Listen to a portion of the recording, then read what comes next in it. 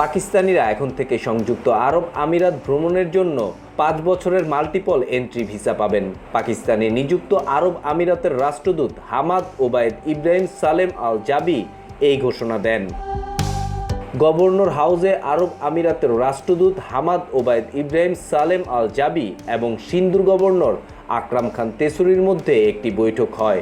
ওই বৈঠকে আমিরাতের রাষ্ট্রদূত কথা জানান।